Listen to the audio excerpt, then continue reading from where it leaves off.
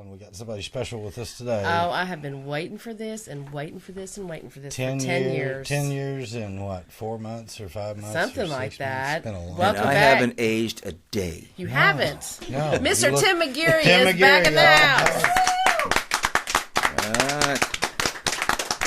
I'm so glad to be here. Yeah, it's so cool last night getting to do the show with you and Wayne and Yeah, it was great. and seeing you guys, and you were just, not only have you not lost anything, you brought a lot of new things to us that we hadn't heard, and oh my God, you're still the man. The audience was great, just a great room.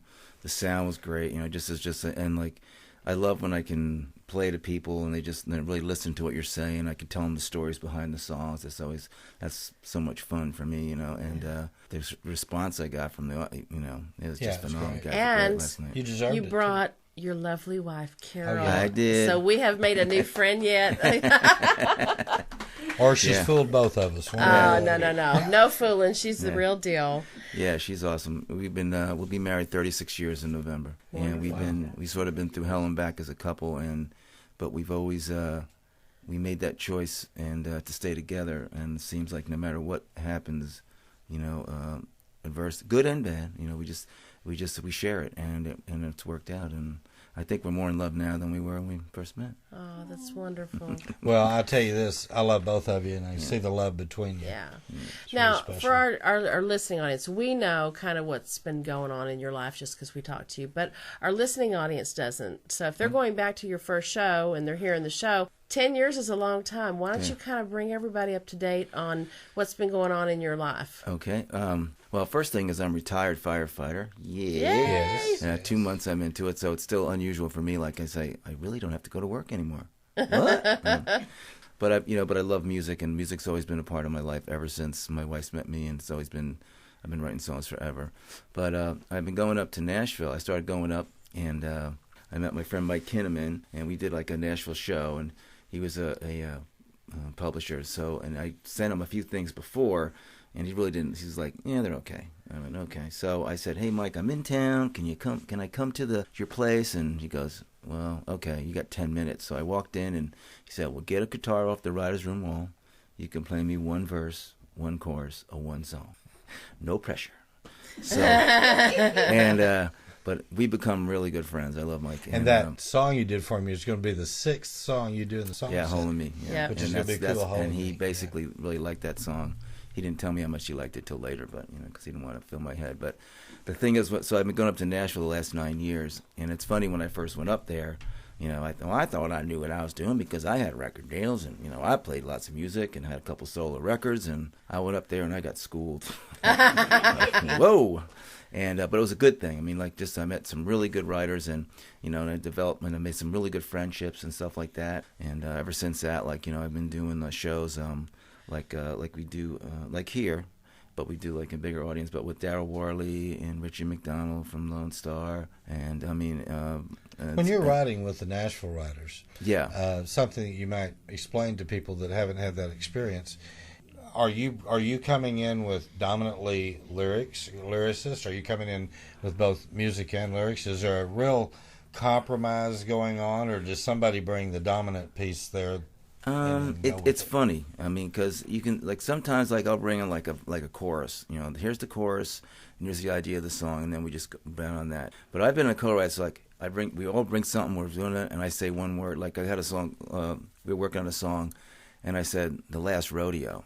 And all of a sudden I went, that song we're doing? We're not doing it anymore. We're doing The Last Rodeo. Oh, wow. I mean, okay. so it made like a totally, reverse. There's really no, every writer I write with them, a lot of them are different, what I mean? And there's some guys that are really like great lyricists, like a friend of mine, C.J. Watson. This he's written like 7,000 songs. And he's like a lyrical, he's a giant. And so what I do is I bring in melodies and a chorus and an idea, and then he's just really quick on the verses. So we can do 2 songs like in an hour and a half. He's just great. Wow. And also Corey Bark and some other people. But then I've been really working with some other really good writers. Some super successful. These guys are all good writers, but successful, like Bridget Tatum. She wrote "Cheese Country" for Jason Aldean. We've written 2 songs. One called "Sugar Shaker," which is I don't feel bad because I wrote it with a girl. And it's exactly what you think it's about, and the ride, and And then I wrote with Win Varble. He wrote Waiting on a Woman. He wrote one, The Queen of Pain. He's the King of Despair. I wrote with Gary Hand a couple songs. Dave Gibson from the Gibson Miller Band, if you guys remember them back in the day. And me and Dave have written quite a few. I think we've written about 6 or 7 songs together, and maybe I should add that to the list, too, at least the Johnny and Mavis song, because it's such a Texas song. Yeah. And so the thing is, there's no really, one way we do it. It depends on, who I'm writing with, and then you never know, because sometimes you come up with the best idea. I think this is a hit. I think this is great. Nothing. And then you do something totally different.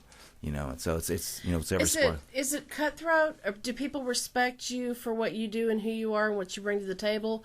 Or have you run into a lot of ego and rudeness? No, I mean, the thing up there's like a little politics to Nashville, Like if you go up, and say... There's politics to everything now. Yeah, politics. But you come up and say, I'm a songwriter, it's like, you're done. They're not listening anymore. But if they say, where are you from? I say, I'm from Naples. What are you doing? I'm doing some songwriting. Oh, then it's cool because they asked you. So, and the thing is too, you have to be humble. You have to, you sort of have to be, because these people they're the number one hit songwriters, and if you get the chance to write with them, and the thing is, I'm glad that I didn't do it in the very beginning because I wasn't ready.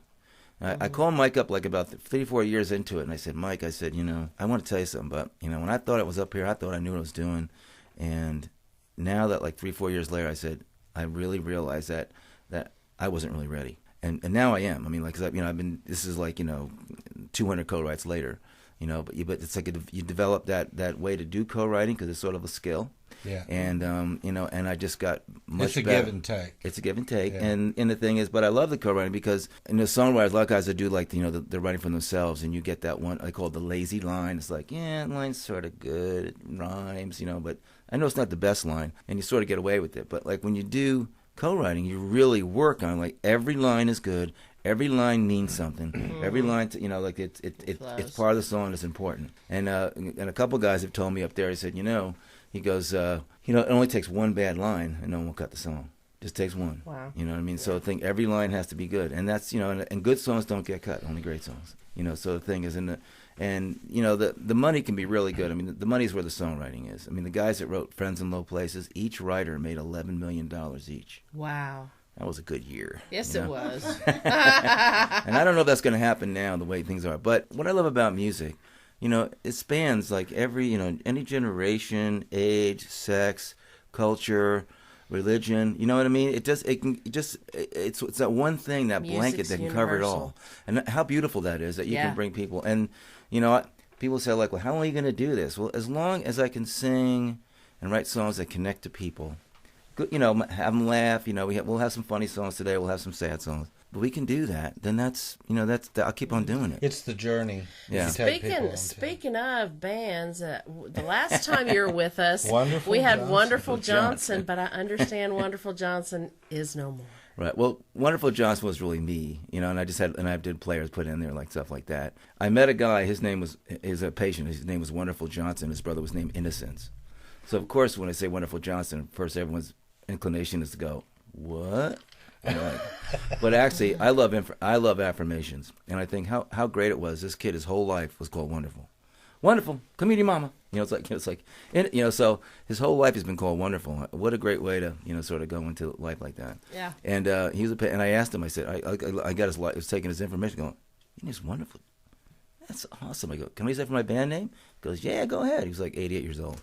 I know he's passed away by now. Yeah, so that was great, and we had 2 records. We had the one Authentic Memphis Sandwich. That was a good record. And John Hampton, the guy, he had done the Gin Blossoms Raconteur, Stevie Ray Vaughan Family album, and I was lucky he just had a 3-week window that he wasn't doing any projects, and I squeezed in there, and I went down to Arden Studios in Memphis, which is a legendary studio, and but unfortunately, John had passed away about 2 years ago from cancer, and it was weird because he owned Arden, and the other guy, John Fry, he owned it, and he died 3 weeks later. Wow. Oh, wow. It's weird, yeah. It's like a marriage, a lot of times people who are together a long time will die within, And he's good people, great, I mean, you go in that, that studio, and I was recording, Bob Dylan was there, Led Zeppelin, I mean, it's like going you get all, Allman Brothers, oh, just touch the wood, you know, give me the vibe, you know. So that was really great. And then the second one I did was 12, and that was after my son was passed away. And that's that album. There's some songs in there, My Son, and the other one, How Much More, 2 songs in there that we used actually. And that happened not long after you were here last time. Like 2 months. Was it 2 months after you were here last time? And we told, I was telling that story last night. That about a week and a half later, we found this single white flower, and we found out that this flower doesn't grow where we grow. It grows in the swamp. It doesn't grow where we're at. It was white, and my wife called me out to see it, and it was right in this path where our dog used to run. We had this giant schnauzer who would run through a brick wall, but as soon as his flag went around it, and we're like, Wow. So we called it Trevor's flower, and a couple days later, Carol went out, and the original flower closed up, and there was a circle of 5 white flowers just like the first one. She went to call me, and just as she got into the phone rang, and the nurse from the organ donation place said, "Hey, I just want to tell you that 5 people's lives were saved from your son's gift." So we thought that was amazing. And then the other thing, it was 10 years this May 7th. We went outside, and we hadn't seen those flowers in 10 years. And we went outside, and there was a single white flower that came there just for a day. So if you don't believe after that kind of stuff, you know, it's like, you know. And this is kind of backtracking for us, and if you don't want to get into this, we don't have to. Cool. You were talking, you and Carol and Helen and I on the way to breakfast this morning with Gene and Barbara. You were talking about the experience with the medium, right? Mm-hmm. Would you tell that? Just real quick, I never went to a medium ever in my life.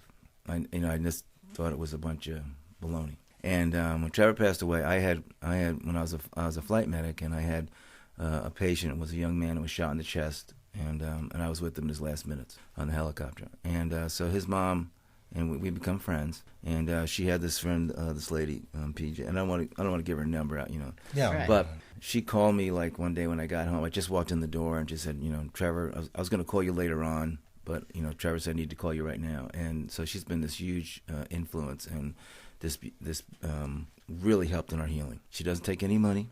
She can't pay or anything. You do it over the phone. And she's funny because she works and she works on fixing up old houses. So she's hard labor on the roof in Florida, 60 years old plus, you know. She's like, yeah, it's like sounds like Marina. Yeah, you know, I mean, she's tough. Yeah. But she has this gift, and she always says, just don't thank me and don't thank the person. You know, thank God for the connection. And it's all about love. You know, it's not any kind of future stuff. It's just about that. But I've given her number probably to 100 people. And everyone just goes like, oh, my God, Tim. It's like, and I always say you get the 2 gifts. You get the one gift, like the connection of the person that you know. The second thing is, you know there's life after death. Because the stuff you can't deny the stuff she comes up with. And, you know, she went to stuff with us. And this one thing about the man with the funny hats and was about somebody who died 12 years previous, and there's no one that knew. And I forgot about it myself until she said it. I'm like, oh yeah, we used to get, you know, this is Carol's uncle, so we knew right then. You can't check that, you know, you can't look that up. And plus, she's on the phone. She never met me. She called me. It's like, you know, like, I mean, it's just, you know, and one of my friends just called her. And the recent one, I had a friend of mine that his niece passed away, and the parents, they weren't sure about calling, but the dad was on the way going to the store. He needed a new belt, and he called PJ, and the little girl came and goes, and she tells me you need a new belt. He's like, he was in Washington, state of Washington, she's in Florida. He called her over the phone. So I mean, it's like, you know, so how do you guess that? Mm-hmm. How do you know? You can't. Oh, I'd love to know her. That's so cool. So the thing is, like, you know, she's helped a lot of people, and you know, and there's one guy that had a bad reading. He was an atheist. So I was like, I don't know if that says anything, but he wasn't sort of a nice man. He's, you know, sort of a kind of person that he needs to come back a second time, do it over again. Yeah, I don't think you get do-overs. I don't know. Well, there's two schools of thought of that, but you know, whatever. But the thing is, he's at least he needs a do-over. He needs a do-over. Yeah. Come back and try that again. Be nicer you next missed time. It. Yeah. So, but it's been a beautiful experience. You know, I've had the things happen to me when I had his ashes, and I was sitting on my bed, and this vision came to me. It's like, way into black, and it was like, and I saw this vision of this van, and it hit, you know, And as soon as it happened, PJ called me. She goes, Trevor just showed you the accident. And I go, because I always wanted to know if he was in pain at all. He just told me, no, Dad, I was never in pain, just black done, out. And so he's never in pain. And when I saw the photo of the van that hit him, that was the one in the vision. Wow. Yeah. So I mean, I've had some crazy things, but I'm open to it. And it took a while. Like the first year is like a blur. You don't. Oh, you're in shock. You're in shock and stuff. But the thing is, and I know like a lot these kind of things. I've talked to some other people who've been through them, and they split the people up. But me and Carol, we just said, hey, let's hold it tighter. Yeah. And we'll get through it. And there's joy back in our lives now. Yeah. And then we have a grandson who's like phenomenal drummer. Yes. Just like his uncle. Yeah. And it was funny, like, it was like my daughter came home. It's like, and she's like, I have something to tell you. And my wife goes, do not tell me you're pregnant.